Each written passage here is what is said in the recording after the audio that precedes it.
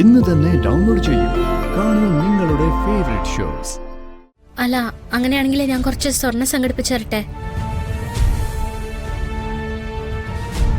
അച്ഛനത് പണയം വെക്കോ വിൽക്കോ എന്താ വേണേലും ചെയ്തോ.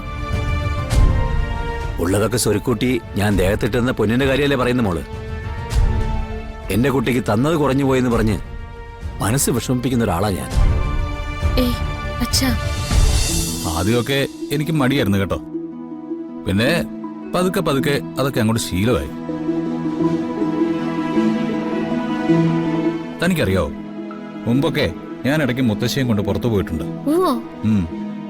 പിന്നെ ഞങ്ങള് തട്ടുകടയിൽ പോവും, ചായ കുടിക്കും. ഇവിടെ ആരും അറിയാതെ കേട്ടോ. എങ്ങാനും അറിഞ്ഞാലേ കണിമംഗലത്തിന്റെ അഭിമാന പ്രശ്നം പറഞ്ഞ് തടസ്സം നിന്നേനെ. അപ്പോ രണ്ടാളും എടുക്കന്മാരാ. താൻ പാടൂ, നമുക്കേ ശ്രീമതി ജയഭാരതിയുടെ കുറച്ച് കഥകൾ കേൾക്കാം. അങ്ങനെയാണ് ജീവിതം പഠിക്കേണ്ടത്. അവിടെ ആറ്റുശ്ശേരിയിൽ ഒരു മുത്തശ്ശിയുണ്ട്. അടുത്ത് ചെന്നിരുന്നാ ജീവിതമല്ല കൊറേ കുശുമ്പ് പഠിക്കാം. വേണ്ട വേണ്ട വരാൻ ഓ വായിങ്ങോട്ട് നടക്കും.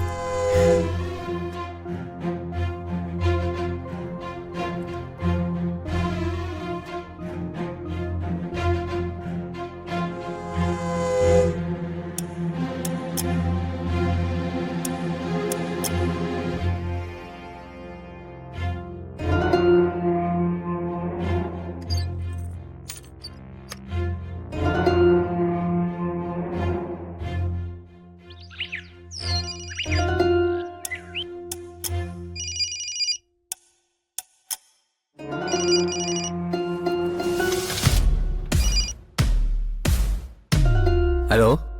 ആ ഹലോ, പ്രിയങ്ക വീട്ടിലെത്തിയിട്ട് അച്ഛനെന്താ എന്നോട് പറയാതിരുന്നേ? അമ്മ പറഞ്ഞ മോളോട്. പറഞ്ഞു. എന്താ വിളിച്ചു പറയണ്ടെന്ന് സത്യത്തിൽ അച്ഛൻ അറിയില്ല മോളെ. പ്രിയങ്കയും കൂട്ടി വീട്ടിൽ വരുമ്പോ അത് വേണ്ടെന്ന് പറയാൻ പറ്റില്ലല്ലോ. പ്രിയങ്ക വീട്ടിലേക്ക് വന്നതിൽ എനിക്ക് വിഷമമൊന്നുമില്ല അച്ഛാ. അവളുടെ ഇപ്പോഴത്തെ അവസ്ഥ വളരെ സങ്കടകരാ. അവൾ ചെയ്തു കൂട്ടിയ തെറ്റുകൾക്കെല്ലാം ശിക്ഷ ദൈവം കൊടുത്തു എന്ന് പറഞ്ഞാൽ മതിയല്ലോ. അച്ഛാ, എനിക്ക് അവളെ കാണുന്നുണ്ട്. ഞാനൊന്ന് അങ്ങോട്ട് വരട്ടെ. തൽക്കാലം ഉടനെ വേണ്ട മോളെ. പ്രിയങ്ക ഇവിടെ തന്നെ ഉണ്ടല്ലോ. മോൾ സൗകര്യം പോലെ ഇറങ്ങിയാ മതി. ഇപ്പൊ നീ മറ്റൊന്നും ആലോചിക്കാതെ വരുണുമായിട്ട് സന്തോഷമായിട്ട് കഴിയ. അച്ഛാ, പലതും ഓർത്ത് പേടിക്കാനുണ്ടാവും കുട്ടി. അതൊക്കെ മനസ്സിന്ന് മാറ്റിക്കളയാനാ അച്ഛൻ പറയുന്നത്. മനസ്സിലായ മോക്ക്? അച്ഛാ, പ്രിയങ്കയുടെ ചികിത്സയ്ക്ക് ഒരുപാട് പണം ആവശ്യമുണ്ടാവില്ലേ? ഉണ്ട്. എങ്ങനെയായാലും നടത്താതിരിക്കാൻ പറ്റില്ലല്ലോ. അച്ഛൻ എന്ത് ചെയ്യാ? വീണ്ടും കടം വാങ്ങിക്കാനല്ലേ പറ്റൂ? അതാണ് ദൈവവിധിയെങ്കിൽ അത് തട്ടിക്കളയാൻ പറ്റില്ലല്ലോ മോളെ. അച്ഛാ, മ്യൂസിക് സ്കൂളില് ഞാൻ ക്ലാസ് എടുക്കുന്നതിൽ ഒരു ശമ്പളം കണക്കാക്കിയിട്ടുണ്ട് ഫിദ മാഡം. അച്ഛന് പണത്തിന്റെ ആവശ്യം എന്തെങ്കിലും ഉണ്ടെങ്കിൽ അത് ഞാൻ തരാം. വേണ്ട മോളെ. ഫിദ മേഡത്തോട് ഇപ്പൊ അങ്ങനെ ഒരു കണക്ക് പറച്ചിൽ വേണ്ട. അവര് നമ്മുടെ കുടുംബത്തോട് ചെയ്ത കാര്യങ്ങൾ വെച്ച് നോക്കുമ്പോ ഇപ്പൊ ഇങ്ങനൊരു കണക്ക് പറച്ചിൽ വേണ്ട. എത്രയാ നമ്മൾ അങ്ങോട്ട് കൊടുക്കാനുള്ളത്? മാത്രമല്ല, ഫിദ മേഡത്തോട് മോളെ ഒരിക്കലും കണക്ക് പറയരുത്. അല്ല, അങ്ങനെയാണെങ്കിൽ ഞാൻ കുറച്ച് സ്വർണം സംഘടിപ്പിച്ചു തരട്ടെ. അച്ഛനത് പണയം വെക്കോ വിൽക്കോ എന്താ വേണേലും ചെയ്തോ. ഉള്ളതൊക്കെ സ്വരുക്കൂട്ടി ഞാൻ ദേഹത്തിട്ടുന്ന പൊന്നിന്റെ കാര്യമല്ലേ പറയുന്ന മോള്. എന്റെ കുട്ടിക്ക് തന്നത് കുറഞ്ഞു പോയെന്ന് പറഞ്ഞ് മനസ്സ് വിഷമിപ്പിക്കുന്ന ഒരാളാ ഞാൻ. അച്ഛാ, അപ്പൊ പിന്നെ തന്നത് തിരിച്ചു ചോദിക്കുന്നത് എങ്ങനെയാ മോളെ? എന്നെ അങ്ങനെ അന്യായിട്ടൊന്നും കരുതണ്ട.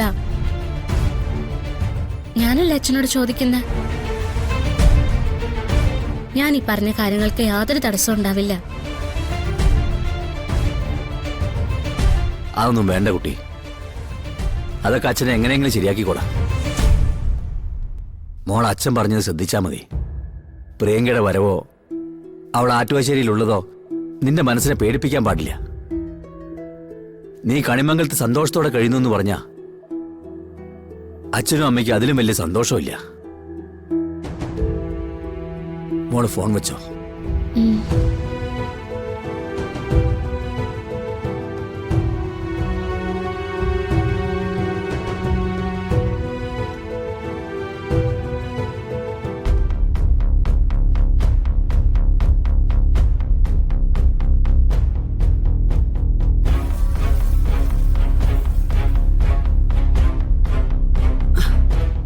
മോളെ നീ എഴുന്നേക്ക്.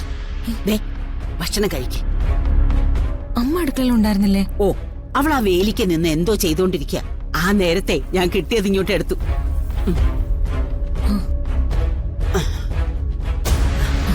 കഴിച്ചോ കഴിച്ചോ.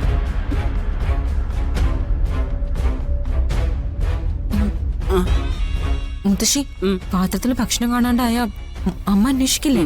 ആ, അതിനിപ്പോ യശോദയ്ക്ക് സുബോധം ഉണ്ടായിട്ട് വേണ്ടേ? ഒരു വശത്ത് കണിമംഗലത്ത് പോയ രാധികയ്ക്ക് എന്താകുമെന്നുള്ള മനപ്രയാസം, വേറൊരു ഭാഗത്തെ നീ ഇവിടെ ഈ അവസ്ഥയിൽ കഴിയുന്നതിന്റെ ബുദ്ധിമുട്ട്. പാത്രത്തിനകത്ത് നോക്കാൻ സമയം എവിടെ? അല്ലെങ്കിൽ തന്നെ ഉണ്ടാക്കുന്നതൊക്കെ കൊണ്ടുപോയി കളയല്ലേ? പെട്ടെന്ന് കഴിച്ചു മുത്തശ്ശി. അമ്മ വന്ന് കണ്ടാലേ? അങ്ങനെ അവള് കാണാനൊന്നും പോകുന്നില്ല. എന്നെയോ നിന്നെയോ പിടിക്കണമെങ്കിലേ യശോദ രണ്ടാമതൊരു ജന്മം കൂടി ജനിക്കണം. ആ, നീ കഴിച്ചോ. അമ്മേ, അയ്യോ,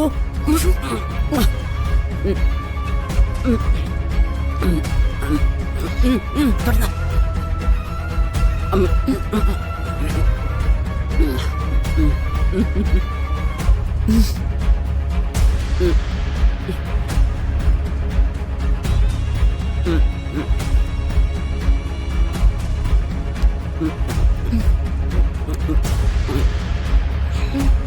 അമ്മ എന്താ ചവയ്ക്കുന്നെ? എന്തു ചവച്ചു? അയ്യോ, എന്റെ ഒണയിൽ ഒരു പല്ല് വേദനിച്ചിട്ട് എത്ര സമയമായെന്നറിയോ? ഓരോ ഗോഷ്ടിയും കാണിച്ച് ഞാൻ ഇങ്ങനെ അങ്ങ് ഇരിക്കുക. അയ്യോ,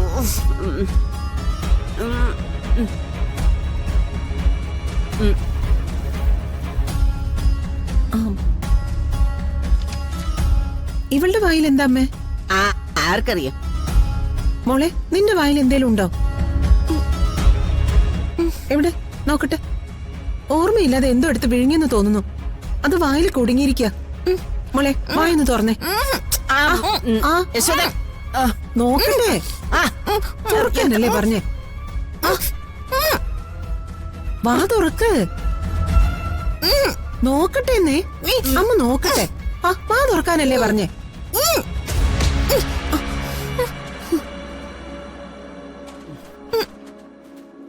എന്നാ മോളെ ഈ ഗുളികയെങ്കിലും കഴിക്കേ.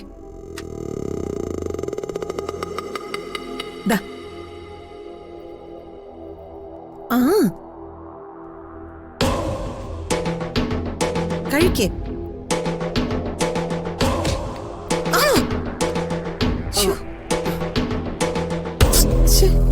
എവിടെ പോയി?